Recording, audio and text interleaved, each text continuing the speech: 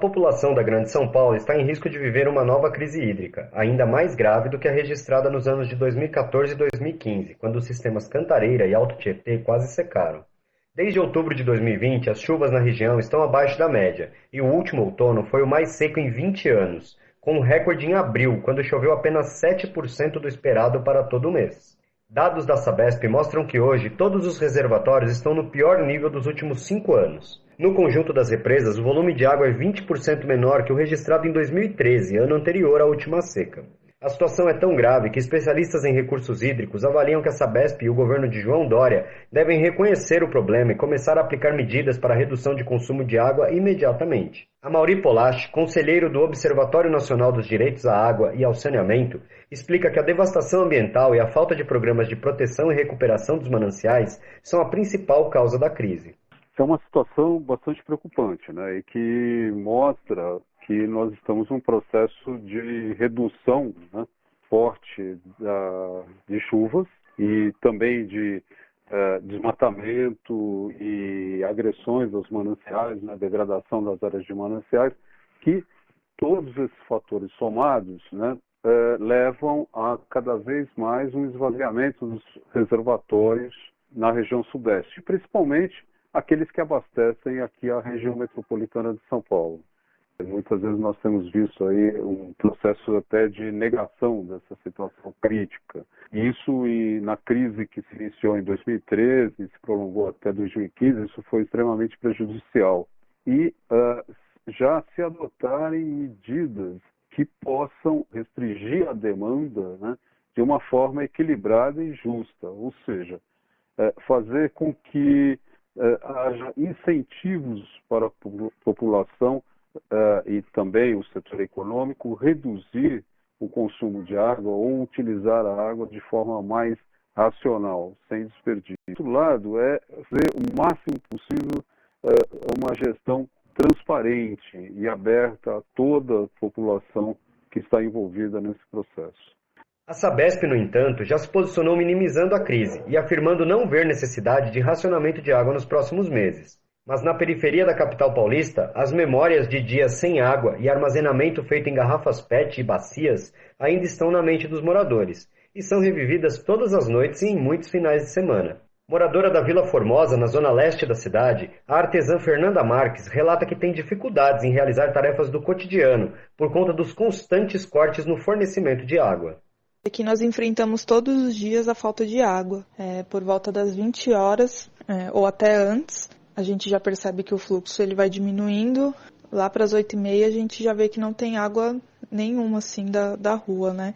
Isso atrapalha um pouco a nossa rotina, um pouco não, na verdade atrapalha muito, porque a gente tem que se planejar para fazer algumas coisas até as 20 horas ou até as 19h30 no máximo. A gente já sabe que isso vai acontecer todos os dias e que a água só vai voltar de madrugada. Inclusive, essa falta de água ela tem acontecido já há alguns meses nos fins de semana, principalmente no domingo. E falta o dia todo, assim. A gente tem algumas torneiras aqui em casa que puxam água da caixa, então isso acaba ajudando um pouco, mas se a gente quer lavar roupa, a gente não consegue em alguns fins de semana. Se não falta água, o fluxo é reduzido.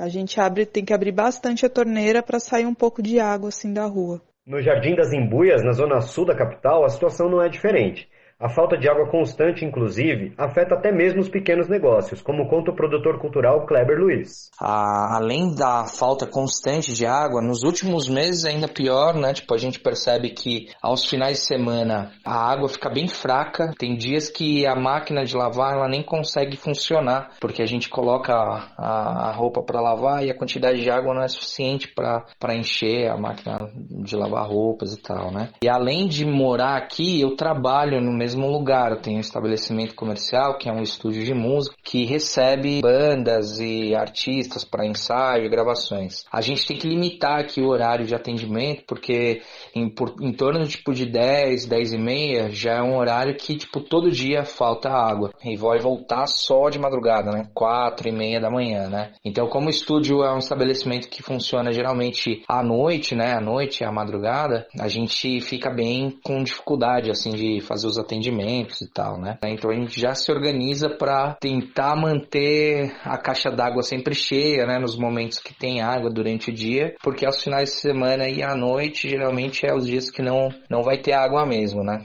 Na Vila Maria, na Zona Norte, o auxiliar de atendimento Edson Pedro da Silva, que trabalha em um hospital, conta que tinha dificuldade para se prevenir contra o novo coronavírus devido à falta de água constante.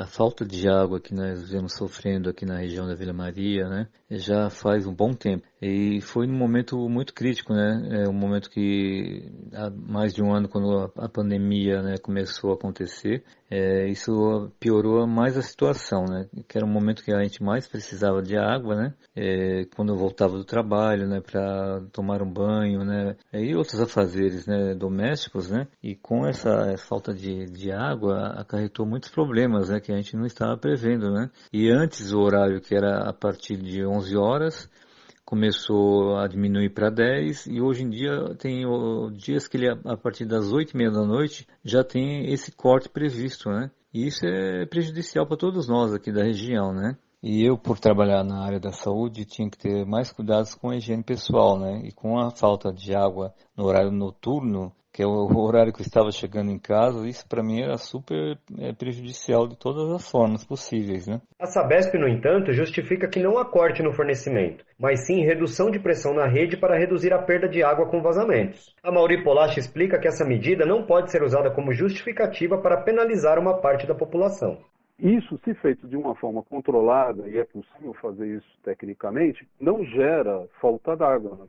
Mas o que acontece hoje é que as pessoas são penalizadas com uma falta d'água, pois esse controle de pressão não ocorre de uma maneira adequada. No entanto, tem acontecido pressões inferiores a isso, ou seja, a água não consegue subir 3 metros, 2 metros, ou seja, não consegue chegar até uma caixa d'água de uma residência e isso impede com que as pessoas tenham acesso à água durante uma parte do dia. Você imagina, principalmente nessas áreas periféricas, a população normalmente não tem uma caixa d'água e aí sofre diretamente os efeitos. A pessoa chega em casa por volta de 8 horas da noite, é esse o momento em que ela vai consumir a água e é justamente nesse momento que ela não tem água em condição adequada para o consumo na sua moradia. Então, isso remete a uma questão importante, né? Que numa crise hídrica é importante promover a justiça ambiental